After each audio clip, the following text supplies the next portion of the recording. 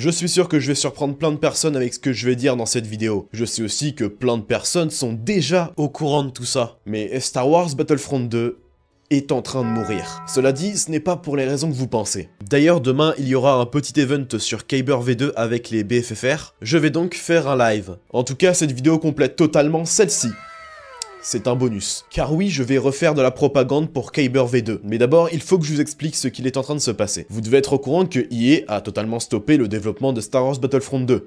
Mais ils n'ont pas seulement stoppé l'ajout de contenu, mais ils ont aussi arrêté d'optimiser leur jeu, pour éviter le cheat, entre autres. Ce qui, sur console, n'est absolument pas un problème, je le reconnais. Par contre, sur PC, c'est une autre histoire. Hier, j'étais tout bonnement en train de rien faire, et il faut savoir qu'actuellement les serveurs EU de Kyber V2 sont down, du coup je me suis dit pourquoi pas aller me dégourdir les jambes sur Battlefront 2 Vanilla, même si mon jeu est bien modé, mais Battlefront 2 Vanilla. Bref, pourquoi pas me dégourdir les jambes, si vous voyez ce que je veux dire, sur les serveurs de DICE. Honnêtement, je vais vous raconter ça à l'aide de ma mémoire, mais honnêtement, j'ai fait 8, 9 games, 10 games, allez. Je pense que j'ai pu en jouer 3, 4 maximum. Les joueurs PC savent que je parle. Là, cette image, c'est le résumé de tous vos cauchemars. Pour info, ça, les joueurs console, c'est le signe qu'il faut faire ça très vite. Je ne sais pas exactement ce que c'est, mais en gros, c'est quand un bot ou un joueur, je n'en sais rien, décide de nous emmerder et de faire crash le serveur. Quand il active sa connerie, ce message s'affiche. Soit tout le monde se fait têche de la game,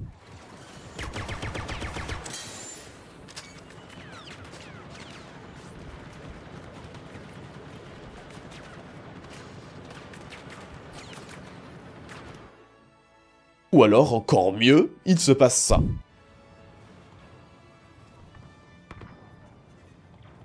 Ouais, c'est un mode cinématique qui va parcourir toute la map, nous pouvons encore bouger, tirer, nous déplacer, mais la plupart du temps, tout le monde, y compris moi, quittons. 2 secondes après. Mais si vous avez assez de courage, cette cinématique dure entre 1 et 2 minutes.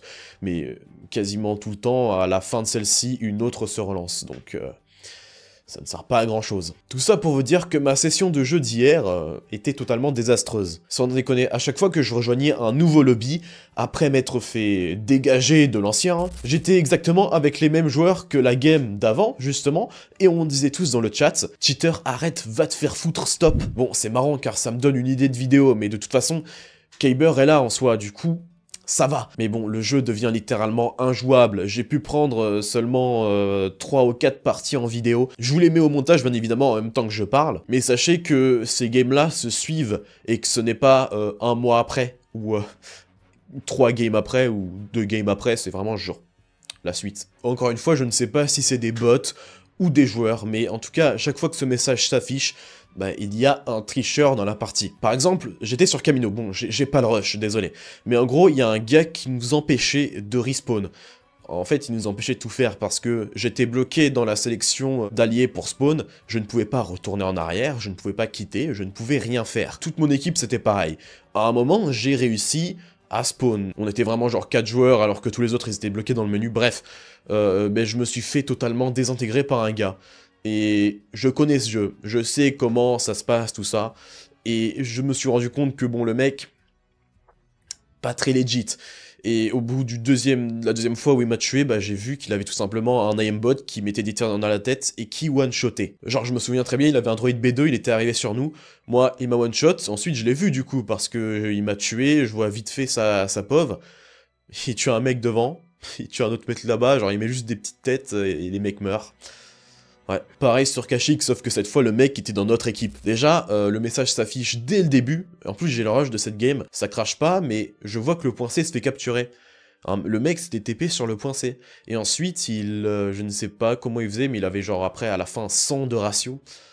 Oui, donc en gros, tout ça est forcément relié à ces énormes noobs. Quand même, ce message est vraiment délirant, si on le traduit, ça donne BlixTM détient Star Wars Battlefront 2 et Kyber. Puis il donne son Discord, son Twitter et son YouTube. Je suis vite fait aller voir, mais je n'y ai rien trouvé de très intéressant, à part le fait qu'il y avait pas mal de contenu relatif au cheat dans le jeu vidéo quand je recherchais ce nom. Mais pas grand chose sur YouTube, ni sur Twitter, même s'il y a son arrobase, mais il n'y a rien qui est en rapport avec Star Wars Battlefront 2, c'est que du du Valorant ou je ne sais quoi. Bref, ce problème arrive de plus en plus en ce moment et c'est vraiment un énorme problème. C'est peut-être aussi dû au fait qu'installer un cheat soit extrêmement simple. Mais moi j'aimerais savoir pourquoi. Ça sert à quoi? Tu fais enfin je sais, encore une fois, je sais même pas si c'est une personne, si c'est un bot, mais ça fait cracher le serveur. D'ailleurs, un mec a dit un truc assez drôle in-game. Tricher sur un jeu mort depuis 5 ans, c'est vraiment gênant. Et il a raison. D'où le sujet de cette vidéo. Kyber V2. La deuxième vague a été lancée il y a genre une semaine sur 3 vagues.